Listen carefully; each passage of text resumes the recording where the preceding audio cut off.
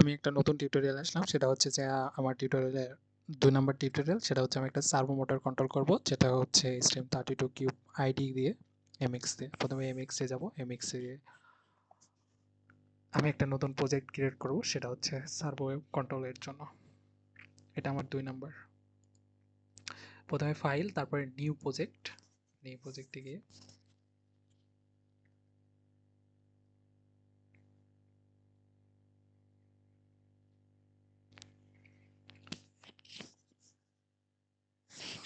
এখানে হচ্ছে এমসিপি বা এমপিপিও, এটা সিলেক্টর না, এটা হচ্ছে বোর্ড সিলেক্টর, কারণ এটা বোর্ড আমাদের। কমার্শিয়াল পার্টস নাম্বার STM32F746G চলে আসছে। এটা এটা সিলেক্ট করে যে স্টার্ট প্রজেক্ট, এখানে চলে যাব। ইনার্শিয়া ভেরিয়েবলের মোট তাক, ডিফল্ট কনফিগারেশন তাক, সবকিছু আমাদের নর্মাল দিই। আমরা নর্মাল নিলে ভালো বুঝতে পারবো, মানে আমাদের কাজ কম করা লাগবে। তো শুরুতে হচ্ছে আমরা এটা সিন করে আছে, আমাদের টাইমার লাগবে, যেহেতু আমি যাচ্ছি টাইমার 2। এইটাতে দেখেন, এইখানে কিন্তু এইগুলা থাকা লাগবে। এই যে ক্লক সোর্স, ইন্টারনাল ক্লক থাকা লাগবে। চ্যানেল 1-এ হচ্ছে পিডব্লিউএম জেনারেশন থাকতে হবে, পিডার চ্যানেল 1। এটা এটা কোন নাম্বার চ্যানেলে আছে এগুলো আমরা দেখতে পারবো। আর যেগুলা যা আছে, যে সেটিংস এভাবে থাকা লাগবে। নিচে আরও সেটিংস আছে। এইখানে আমাদের পি স্কেল এখানে চেঞ্জ করতে হবে। পি স্কেল এটা হচ্ছে 1079 দেবেন। আর কাউন্টার পিরিয়ড এটা অনেক বেশি হয়ে গেছে, এত না, 16 বিটের যেহেতু। এটা হচ্ছে আমার হচ্ছে 19, তিনটা 9, 1-এর পর তিনটা 9। ইন্টারনাল কোর্স, ডিফিউশন, টিগার, থার্মাস্ট্যাট, রিসেট, হ্যাঁ, এতটুকু পর্যন্ত দিলেই হবে। ইউজার কনস্ট্যান্ট, জিপিও পিনটা দেখে নেবেন কোন নাম্বারে, PI15। PI15 মানে হচ্ছে আপনি ডকুমেন্টেশন অনুযায়ী দেখবেন এটা কয় নাম্বার পিন আর কি। PI15 মানে আরডিনোর কয় নাম্বার পিন, এখানে বলছে আরডিনোর 9 নাম্বার পিন হচ্ছে PID15। আমার এখানে লেখা আছে, মানে ডিফল্ট যারা লিখবেন, ডিফল্ট লিখলে এই আরডিনোর পিনগুলো লিখতে পারবেন। তো আরডিনোর পিন বলতে বোঝাচ্ছি যেগুলো শিল্ডের বাইরে আছে। যেমন আমি জিপিও পিনগুলো যদি দেখি, এই যে জিপিও পিনের লিস্টে, এইখানে আমার লিস্টে এখানে পুরো লিস্ট আছে, যে এইখান থেকে আমার পুরো লিস্টের নাম লেখা আছে, যে আরডিনো লেখা। এই পিনগুলো হচ্ছে আরডিনোতে ইউজ করা হয়েছে। পিসি, যেটা ফিজিক্যালি হচ্ছে PG19, কিন্তু আরডিনোতে তার নামকরণ হচ্ছে D2, এই যে ইউজার লেভেল। এটা ডিফল্টে দেওয়া থাকে, এই জন্য আমি ডিফল্ট দিয়ে শুরু করে এলাম আপনাদের সবাইকে বুঝতে। এখান থেকে সব কিছু এলসিডির জন্য যে ডিসপ্লে কোড কোন কোন আছে, ইনিশিয়াল এগুলা পিনগুলো আছে। তো কোড লিখতে আপনার সুবিধা হবে, যে কোড কোন কোডকে আপনি বলবেন। তো এইখানে যদি আরডিনো, আমি যদি বলি PIJ13, আর এটা মানে হচ্ছে এলসিডি ইনার্শিয়া, যেটা এটা এই পিনটা থাকবে। তো ওটিজির জন্য এগুলো সব পিন, কোন পিন কোন জায়গায় এখানে আছে। এডিসির জন্য কোন পিন, ডিএনসি, ডিএমএস, ডিসিএমআই অর্থাৎ ডিসপ্লে ক্যামেরার জন্য কতটুকু, ইথারনেটের জন্য কোন কোন পিন, এই মেমোরি কার্ডের জন্য, এসআইসির জন্য, আরটিসির জন্য, আরসিসির জন্য। এটা হচ্ছে আপনার মাইক্রোফোনের জন্য, যে মিমস মাইক্রোফোন আছে, I2C সিরিয়াল কোন কোডটা আছে, এখানে দুইটা I2C আছে, একটা হচ্ছে দুইটা I2C আছে, থাকার কথা তিনটা, এখানে দুইটা হচ্ছে দেওয়া আছে। একটা হচ্ছে আরডিনোর, আর একটা হচ্ছে এলসিডি ডিসপ্লের জন্য I2C। এই দুইটা I2C এনেবল করা আছে। সব সুবিধা তো আর করা যাবে না, এখানে তিনটার বেশি করা যায়, আমি জানি তিনটা মিনিমাম করা যায়, মিনিমাম তিনটার বেশিও করা যায়। ইউএসবি এগুলো আছে। আচ্ছা, আমার প্রজেক্টের দিকে যাই। তো প্রজেক্টে যাওয়ার পরে আমরা ক্লকের নিচের দিকে আসব। ক্লকের এইখানে এটা, হ্যাঁ, ইনেবল সিএসসি, এই লাইনটাগুলো ঠিক আছে। এটা আমরা 216 করে দিই ফর ম্যাক্সিমাম পারফরমেন্স। 216 করে দিলাম, দেখলেন এটা অটোমেটিকই রিসলভ করবে, আমার কিছু করাই লাগবে না।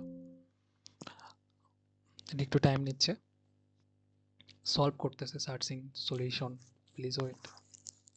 মানে কাকে কত কিছু দিতে, কতটুকু দিতে পারবে সে ক্যালকুলেশন করতেছে। যেখানে এতে কিন্তু ভুল আসছিল, এই যে ইউএসবি টু এমএস 50, মানে সে ভুল, সে কিন্তু আর টার্ন দেবে না, তাই আমাকে রিসলভ ইস্যুতে ক্লিক করতে হবে। পুরোটা দেখবেন, পুরোটা যাদের খুবই এটা হচ্ছে পুরো যারা মাইক্রো প্রসেসর কোর্স করছেন তা আমাদের সাথে, বা যে ভালো বুঝেন তারা বুঝতে পারবেন বেশি ভালো। সিস্টেম কোর মার্কস, সিস্টেমের ইনপুট ফ্রিকোয়েন্সি এসব আসলে হাই স্পিড, এগুলো সব কিছু মানে বোঝার বিষয় আছে অনেক কিছু। এখানে অনেক কিছু আর্কিটেকচার আছে। তো আমার এত কিছু লাগবে না, আপাতত আমি প্রজেক্ট ম্যানেজারে যাব। আমি হচ্ছে প্রজেক্টের নামটা লিখব সার্ভো প্রজেক্টটা আমার যেখানে ছিল এখানেই থাক সার্ভো জেনারেট হোক। এখন জেনারেট কোডে ক্লিক করব। ও সরি একটা জিনিস ভুল ইম্পর্টেন্ট আমি মিস করে ফেলছি। আচ্ছা একটু পরে আপনাকে বলতেছি। আগের টিউটোরিয়ালে মেবি এটা আমি মিস করছি, পরে মেবি হচ্ছে রিসলভ করছি সেই ইস্যুটা। অনেকে হয়তো মিস করে ফেলছেন, ভিডিও অফ ছিল সে সময়। এই ইস্যুটা ভালোভাবে দেখবেন। আচ্ছা এটা ওপেন হবে না এখানে হচ্ছে। আমি যেটা বলতে চাইছি সেটা হচ্ছে টুল চেইন বা আইডি। এখানে আছে ইডাব্লিউ র্যাম অ্যারাম। এইখানে কিন্তু অনেকগুলো আছে, মার্কেরেম, সিমেক, মেকফাইল, মানে এই কয়টা ওয়েতে কোড করা যায় HTM32 যেগুলো বোর্ড আছে সেগুলোকে। তো আমি যেটা ইউজ করতেছি সেটা হচ্ছে কিউব আইডি কোড করার জন্য। অনেকে সিমেকে করতে পারেন, সিমেকটা ইজি। সিমেক যদি শিখেন তাহলে আপনি জেফার আরটিওসে মুভ করতে পারেন। আমি দুইটাই পারি, সিমেক, মেকফাইল এই তিনটা পারি। তো আমি হচ্ছে মেকফাইল আর ওই উপরের দুইটা আমি ট্রাই করে নিই।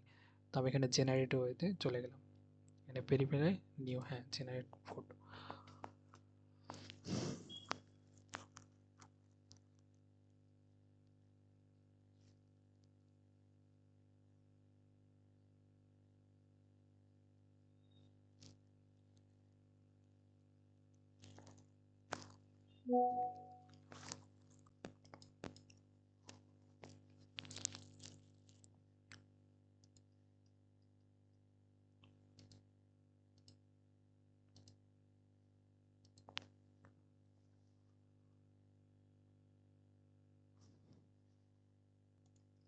এটা সমস্যা হচ্ছে এটা F7 এর কোনো টিউটোরিয়াল নাই ভাই। অনেকে হচ্ছে রিকমেন্ড করছেন কোনো টিউটোরিয়াল দেন। ভাই টিউটোরিয়াল নাই, আমি কেমনে দিব যে এটা F7 এর টিউটোরিয়াল? নিজে এই জন্যই বানাইতে হচ্ছে, যদি পরবর্তীতে জুনিয়র বা যারা কাজ করবে এটা অন্তত না পড়াই, কারণ ডিপার্টমেন্টে এটা নতুন আসছে। যদি এটা পড়ে মান সম্মান নষ্ট হয়ে যাবে আমাদের। তো প্রজেক্টটা হচ্ছে ইম্পোর্ট হইতেছে, একটু টাইম নেবে। এই যে লোডিং হয়েছে, সার্ভার নামে চলে আসছে, সাকসেসফুলি ওয়ার্কপ্লেস। হ্যাঁ, এখন এই প্রজেক্টে আমার অনেকগুলো ফাইল আছে। এখানে হচ্ছে এই যে আমি ভুল করে ফেলছি, এটা আমাকে নতুন করে মনে ক্রিয়েট করতে হবে। দুইটা ফাইলে একটা ফোল্ডারের মধ্যে আর কি দুইটা কম্পাইল জিনিস চলে আসছে। সিমে কি রেম এগুলো আসার কথা না, এই যে দুইটা চলে আসছে। দেখি কম্পাইল হয় কিনা। কম্পাইল না হলে আমি নতুন করে আবার তৈরি করতে হবে এটা ডিলিট করে, অথবা এই ফাইলগুলো ডিলিট করা লাগবে যেগুলা।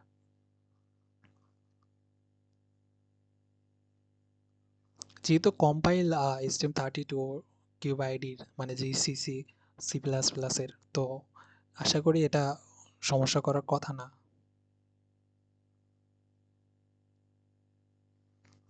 আর শ্রদ্ধা হচ্ছে এর লাইব্রেরি, আরেকটা অনেকে জানতে চাচ্ছেন লাইব্রেরি। লাইব্রেরি বলতে দুইটা লাইব্রেরি আছে, একটা হচ্ছে হল ড্রাইভার যেটা হার্ডওয়্যার অ্যাট্রাকশন লেয়ার। হ্যাঁ সমস্যা দেখাই দিছে, তো আমার এগুলা ডিলিট করতে হবে। আচ্ছা যেটা বলতেছিলাম সেটা হচ্ছে হার্ডওয়্যার অ্যাট্রাকশন লেয়ার, যেটা হচ্ছে হল। এছাড়া আরেকটা লাইব্রেরি এদের আপডেট ভার্সন আছে, সেটা হচ্ছে বিএসপি লাইব্রেরি। তবে এই লাইব্রেরিগুলো কোথায় পাবেন? এই লাইব্রেরিগুলো আমার যে আগের গিটহাবে যে আমরা প্রজেক্ট করছিলাম অডিও এমএল, সেইখানে এই লাইব্রেরিগুলো আমি দুটাই কালেক্ট করে রাখছি।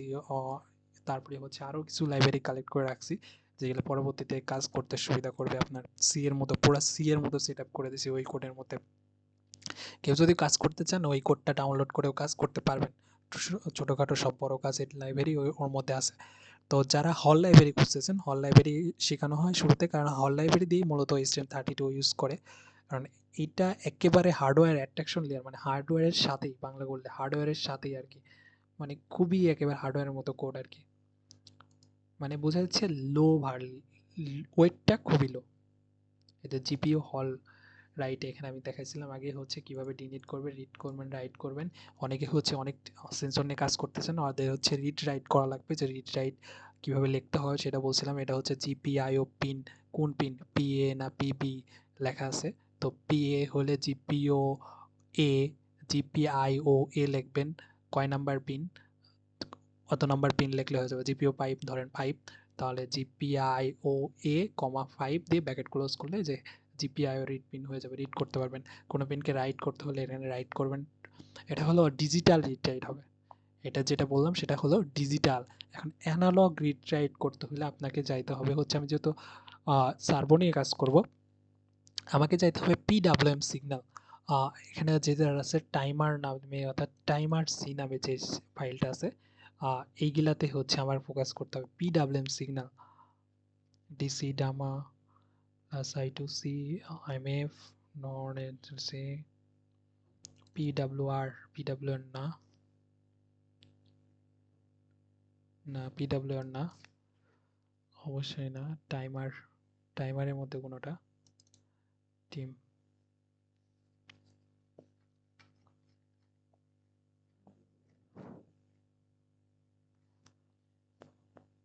আচ্ছা আমি পুরাটা এখানে একটু সমস্যা দেখাচ্ছে, সমস্যাটা ঠিক করে আপনাকে বলতেছি।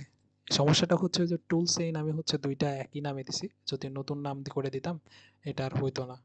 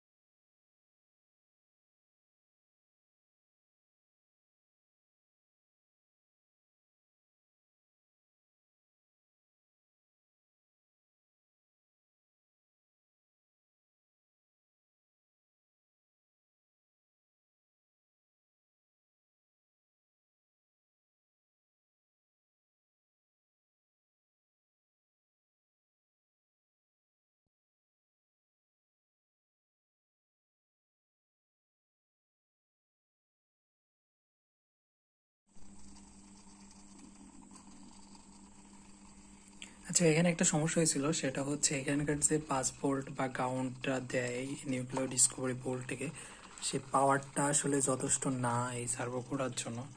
কেন বুঝতেছি না, সেটা টগল করতেছিল, সে পাওয়ার সোর্স দিয়ে কোনো মতে হচ্ছিল না। তো এক্সটার্নাল পাওয়ার সোর্স লাগাইলে সেটা হচ্ছে। তো আমি এক্সটার্নাল পাওয়ার সোর্স হিসেবে আমি আর একটা ESP32 এর just 3 volt and ground use করতেছি। এখানে 3টা পিন, আর একটা সিগন্যাল পিনটা আমি হচ্ছে এখানকার ইউজ করতে, যাতে PWM সিগন্যালটা তার থেকে আসতেছে। তো এই হচ্ছে আমাদের আজকে টিউটোরিয়াল ছিল।